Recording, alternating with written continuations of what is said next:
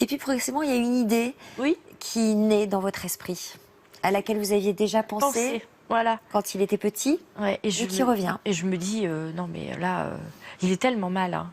Il est tellement mal, il fait des œdèmes, enfin il peut pas manger ce qu'il veut, il est pas bien. Et je me dis, ben moi je vais lui donner un de mes reins. Parce que j'ai pas pu le faire quand il était petit, mais je vais le faire maintenant.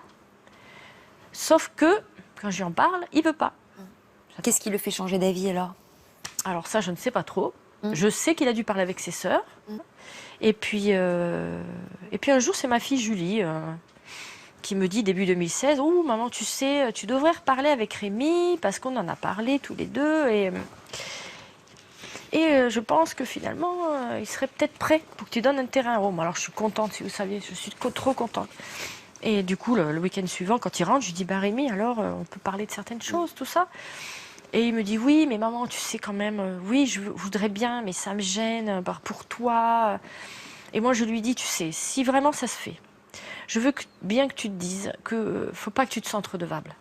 Je veux qu'après, il vive sa vie normalement. Normalement, comme s'il avait eu une greffe d'un donneur anonyme, qu'il prenne soin de sa santé, qu'il prenne soin de lui, et qu'il oublie que c'est moi. Et du coup, rendez-vous à l'hôpital Bretonneau, où je suis reçue par le docteur Beuchler, très très gentil, qui m'explique, etc. Il me dit, Donc il vous fait passer des examens. plein d'examens. Voilà, le check-up, la révision des 52 000, hein, comme je dis à tout le monde, de la tête aux pieds, tout, les dents, tout. Et me dit surtout, dites-vous bien une chose, s'il y a le moindre truc qui ne va pas, on ne pourra pas prélever. Les résultats reviennent, Marie-Laure est compatible, mais cela ne suffit pas. Il s'agit maintenant de convaincre une commission de médecins qui doit donner son accord final. C'est inquiète qu'elle se rende au rendez-vous. Pourra-t-elle faire ce don à son fils? Je vais à Paris le 31 mai. Et c'est le jour de l'anniversaire à mon mari.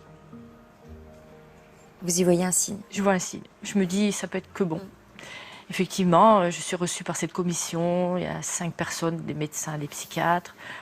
Très très gentils, on rediscute de tout, que j'ai bien conscience des risques opératoires, des risques anesthésiques, et surtout que peut-être que Rémi peut faire un rejet malgré tout de mon rein.